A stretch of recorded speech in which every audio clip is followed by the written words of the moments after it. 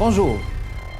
Au niveau de la traduction des œuvres, et surtout dans le Canada anglais, la représentation de l'autre et de surcroît de l'auteur de consonances québécoises auprès du public récepteur canadien anglophone est particulière. Souvent, il est considéré que la sélection des œuvres littéraires québécoises disponibles en traduction anglaise ainsi que l'interprétation de ces mêmes textes reflètent les valeurs de la culture d'arrivée. Par exemple, il y a eu la réception au Canada anglophone des romans de Roch-Carrier et de Régent du Charme. Le même cas risque de s'appliquer pour ce qui est de la littérature hispano-canadienne. Cela dit, à quel point peut-on parler d'un système de valeurs de la culture d'arrivée qui privilégie certains écrits d'une valeur égale ou supérieure selon les normes de la culture de départ, alors que d'autres écrits restent dans le territoire illimité de l'indifférence ou de l'intraduit? Le plaisir d'accueillir Hugh Hazelton, écrivain, traducteur et critique littéraire qui se spécialise dans la comparaison des littératures du Canada anglais et du Québec avec celles de l'Amérique latine, ainsi que dans la littérature hispano-canadienne. Il traduit du français, de l'espagnol et du portugais vers l'anglais. Sa traduction de Vétiver, un livre de poèmes de Joël Desrosiers, a gagné le prix du gouverneur général pour la traduction français-anglais en 2006. Antimateria, la version espagnole de son troisième recueil de poèmes, Antimater, était publié à Ottawa par Split Quotation, la Cita Tronca en 2009.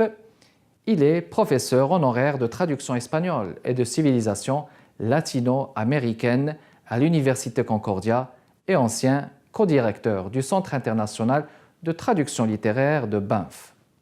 Il est animateur aussi de l'événement poétique La Pala Brava.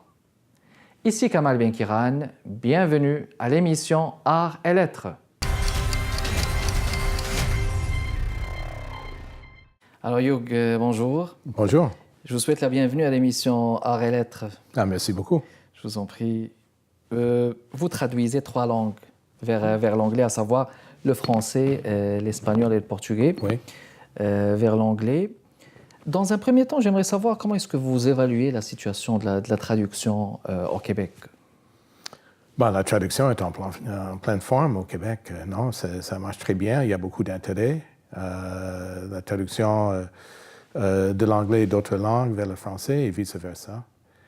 Il faudrait dire que le Canada a toujours été un des pays les plus importants, un des pays pionniers dans la traduction, surtout la traduction littéraire, mais plutôt entre le français et l'anglais.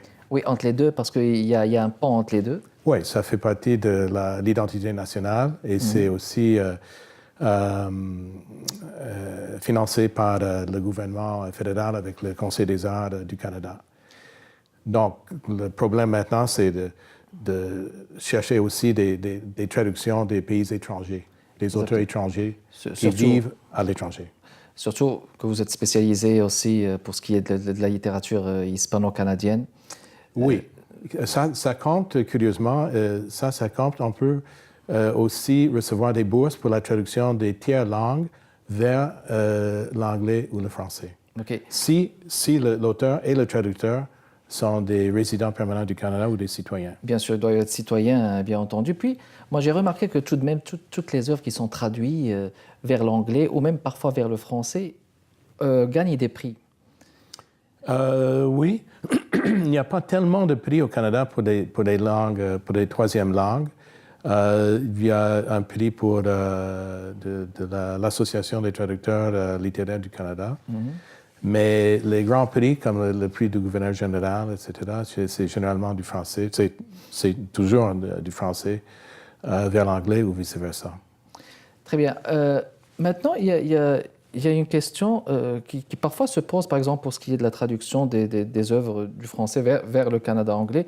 Est-ce que vous pensez qu'il y a une bonne réception, par exemple, des œuvres qui se traduisent du français à l'anglais? Est-ce que les gens, par exemple, dans le Canada anglophone, les reçoivent bien, les lire, les œuvres qui sont au Québec? Oui, il y a beaucoup d'intérêt. Il y a beaucoup d'intérêt. Les maisons d'édition font même une certaine compétition, non, pour avoir des auteurs intéressants. Et puis, cette compétition aussi est connue entre les traducteurs même, oui. Non? Donc, oui, il y a beaucoup d'intérêt dans la littérature de de l'autre côté de la médaille, non? De l'autre verre, oui. Dans la traduction, normalement, il y a cette circulation permanente entre les langues et entre les imaginaires.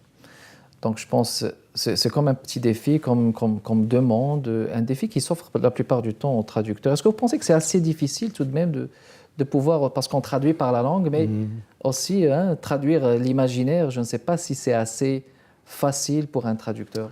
Oui, mais quelquefois c'est difficile, non? Ça dépend. Il y a des auteurs qui sont vraiment des défis là, pour la traduction. Mais aussi, il faut s'identifier avec l'auteur.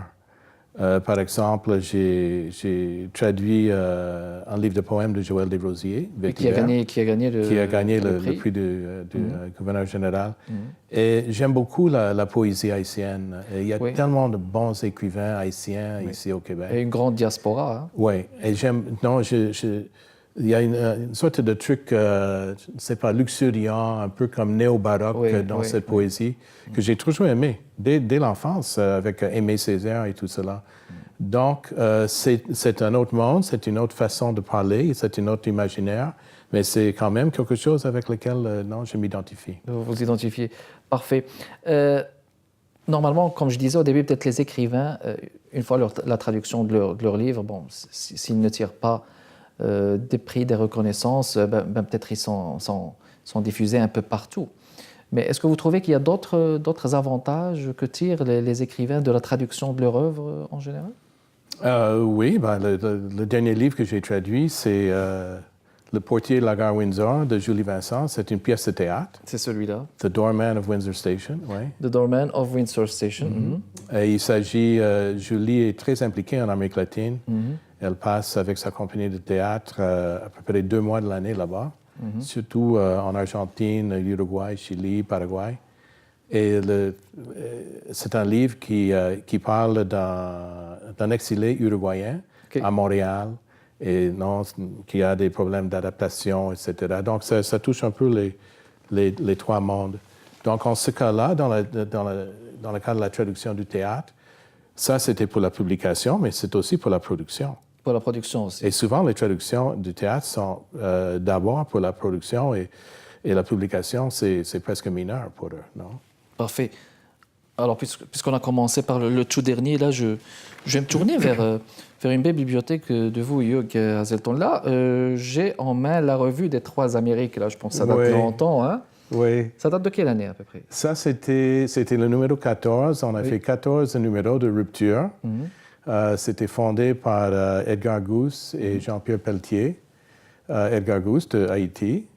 Et je pense qu'Edgar avait étudié à Buenos Aires, donc il parlait aussi espagnol, de grands contacts avec le Cuba. Donc l'idée, c'était de publier des traductions de partout dans le monde, dans les 4 langues européennes, si vous voulez. Non? Oui, qui sont accessibles tout de même. Oui, des Amériques. Donc tout ou presque tout a été traduit dans les 4 langues. Et on a fait un numéro sur le Cône Sud, qui a été 600 pages. Dans la revue? Oui, 600 ça c'était pages. juste un seul numéro. Mais il y avait la participation de tellement de gens, là, et tout était bénévole, non? Et c'était vraiment une grande, grande aventure. On a fait un numéro spécial sur la littérature québécoise, lancé à la Bibliothèque nationale. Ça m'a donné l'opportunité de traduire Compagnon des Amériques de Gaston Miron. Gaston Miron. Oui. Ben ça, c'est des aventures. On va peut-être continuer avec ça, mais si vous le permettez, Hugh, après la pause, on vous revient dans les prochaines minutes, mesdames et messieurs. Restez avec nous. On est de retour, mesdames et messieurs, toujours dans le cadre de l'émission Arts et Lettres avec notre invité Hugh Hazelton. Bon, alors on a défilé un peu vos livres, on n'a pas encore fini, hein. Antimatter. Oui, Antimatter, oui. Ouais. Bon, ça, c'était mon cri de cœur, là. C'est assez politisé. C'est assez politisé. C'est ma propre poésie. C'est très expérimental aussi. Je joue avec la poésie concrète, avec la poésie sonique, je balbutie dans plusieurs poèmes. Donc, Donc c'est écrit en anglais. Écrit en anglais, oui. C'est écrit en anglais. Est-ce qu'il y avait une traduction en français?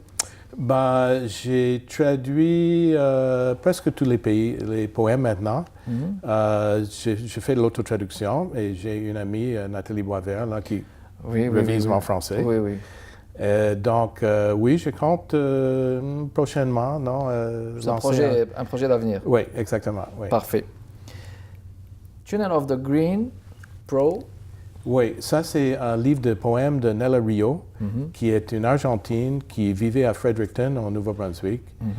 Elle est venue ici elle est venue ici avant le coup d'État en Argentine, mais maintenant elle vit à Montréal et j'ai traduit 4 ou 5 de ses collections. Oui.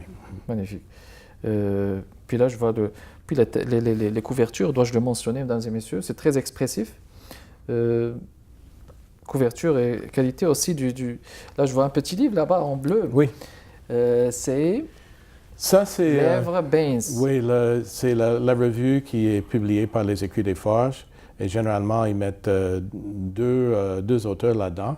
Donc là, ils ont publié une sélection de mes poèmes en français. Parfait. Donc, je vois ici Serge Patrice Thibaudot. Bon, ça, c'est les gens qui s'occupent de la revue. Non, ça, c'est l'autre auteur qui est. C'est l'autre auteur, le co-auteur. Oui. Parfait. Je vous proposerai, si vous le voulez bien, Hugues, une petite lecture de votre choix. Oui. Peut-être que je pourrais lire un poème il s'agit d'un poème que j'ai écrit au Pérou. OK. Ça s'appelle Runkurankai. Qui veut dire en traduction française? Bah, c'est un endroit. Un endroit, parfait. Où cet endroit, il y avait un temple inca. Parfait. Les colibris boivent de la corolle des fleurs, sanctuaire inca, érigé au centre d'une vallée déployée, parmi les pics qui se courbent de la jungle à la neige.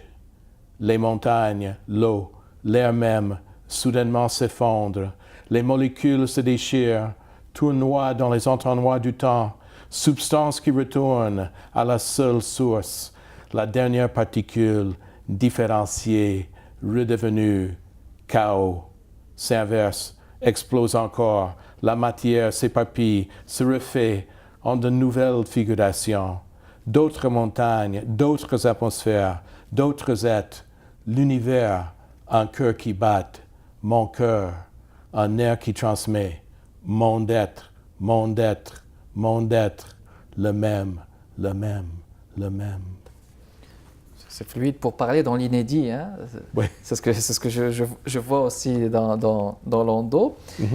Très intéressant. Bon, on va parler de votre rapport à la littérature hispano-canadienne. D'abord, j'aimerais comprendre, expliquez-nous juste ce rapport. Est-ce que ça a débuté il y a longtemps? Oui, très longtemps. Parce que je m'intéresse à l'Amérique latine depuis l'enfance. J'ai passé 2 ans là-bas en voyageant. Et quand je suis revenu ici à Montréal, bon, je ne connaissais pas tellement de gens à Montréal à l'époque. Donc, la moitié de mes amis étaient des latino-américains. Donc, beaucoup d'entre eux écrivaient. Je lisais des poèmes en espagnol avec eux. Et puis, ils m'ont demandé de faire des traductions de leurs œuvres. Et j'ai commencé comme ça. Vous avez commencé donc la traduction. C'est qui les auteurs les plus présents de consonance latino-américaine? Ici au Québec? Oui. Alejandro Saravia. Saravia qu'on avait reçu à canadien. l'émission à Relette, oui. Flavia Garcia, avec lequel je co-anime la série de lecture trilingue La Palabra Va. Il y en a beaucoup. Yolanda Duque-Vidal du Chili, qui est allée avec moi au Maroc pour un festival de poésie. Il y a littéralement des douzaines, non? Angel Mota, Omar Alexis Ramos. Omar Alexis Ramos, qui était aussi dans la télévision, dans la version mexicaine. Exactement. Qui a travaillé aussi au niveau de la télé, oui, comme animateur. Et qui aussi travaille avec Julie Vincent. Ah, qui travaille avec comme Julie acteur, Vincent, oui. Dans votre tout dernier, oui. Parfait. Ah, il est là. Il y a des auteurs de presque tous les pays de l'Amérique latine ici. qui sont présents, donc des Montréalais de consonance latino-américaine. Puis, est-ce qu'il y a, je pense qu'il y a une revue, est-ce qu'il y a une revue actuelle dans laquelle ils regroupent leurs textes? Curieusement, le titre de la revue, c'est en anglais, The Apostles Review. Dans lequel, je pense, André Saravia, Alejandro participe. Il est très actif là-dedans, il publie là-dedans. Et puis, il a un grand roman là, qui a été traduit en anglais et en français. Et puis, The Apostles Review, je pense que c'est dans sa deuxième année. Dans sa deuxième année, donc ça c'est... Et le titre en anglais vient de l'époque de la répression militaire en Argentine, où on a donné un nom comme ça, littéralement la revue des apôtres, en anglais, pour cacher la revue de l'intérêt des militaires. Pour que ça ne soit pas très politique, donc pour que ça se notait pas dans les milieux de la censure. Mais on a l'impression, justement, c'est une question là qui me vient à l'esprit, on a l'impression que la plupart des poètes écrivent pour un engagement politique. Est-ce que vous partagez cette opinion? La plupart des latino-américains? Oui. Non, quand je dis la plupart, c'est un courant. Oui, c'est un courant, voilà. Oui, c'est un courant. C'est un courant assez prononcé. C'est un courant que moi je partage, mais qui est aussi présent au Canada et surtout aux États-Unis. Donc, mais c'est juste un courant, entre autres courants. Entre autres courants. Dans la littérature latino-américaine. Peut-être, oui. Mais un courant important quand même, non? Parfait, parce que peut-être ça se peut qu'on parle d'un certain engagement, ce qui est le propre de la plupart des auteurs. Alors, on va faire une pause et on vous revient, mesdames et messieurs, dans les prochaines minutes. Restez avec nous. De retour, mesdames et messieurs, dans le cadre de l'émission Art et Lettres, toujours avec notre invité Hugh, avec un extrait, toujours, de l'œuvre Baines. À la page 30, le regard d'autrui. Laissez-moi vous dire qui je suis. Un nomade, un voyageur, un coureur des routes de bois et de labyrinthes des villes. Et je vous dis ceci parce que je vous ai vu des milliers de fois, sous le soleil austral, sous les plaines du Gange, au bord du fleuve Congo, dans les sentiers de l'Altiplano et dans le riz de Montréal. Faudrait dire que je me sens bien sur ma planète, avec ses lacs, ses rivières, ses collines bleues et ses déserts, ciel clair d'aurore, lumière froide ou tropicale, mais surtout avec les gens qui, comme vous, m'ont tenu compagnie. Il y a une consonance de la migrance, du nomadisme ici, qui caractérise aussi la plupart des auteurs et des poètes, je veux dire québécois ou canadiens issus des communautés culturelles. On va parler de l'événement La Palabrava. Oui. La Palabrava, c'est un événement qui est, je pense, à sa 10e année, sa 9e année? Oui, en octobre, ça va être l'anniversaire de 10 ans. Ça va être 10 années d'anniversaire. Ouais. Comment ça s'est construit? Est-ce que c'était une rencontre comme ça avec des personnes, puis après vous avez décidé de parler de ça ou... Non, c'est quelque chose, on voulait faire quelque chose de multilingue, non? On avait déjà fait quelques lectures, même à la fin des années 80 de cette sorte. Donc, Sophia Vitran et Flavia Garcia et moi, on avait l'idée de faire ça. Et puis, toujours avec deux poètes invités en chaque langue, français, espagnol, anglais. Toujours avec une intermède musicale et aussi avec micro ouvert à la fin. Micro libre. Oui, donc cette idée, c'est de faire des échanges entre les langues, entre les cultures, entre les traditions littéraires. Et puis un peu, la traduction est un peu le pont entre les langues. Et puis, les gens, même si les gens ne parlent pas couramment les trois langues, ils comprennent quelque chose et c'est l'expérience de l'autre, non? Oui. Et puis ça marche très bien. Oui. Puis, de votre...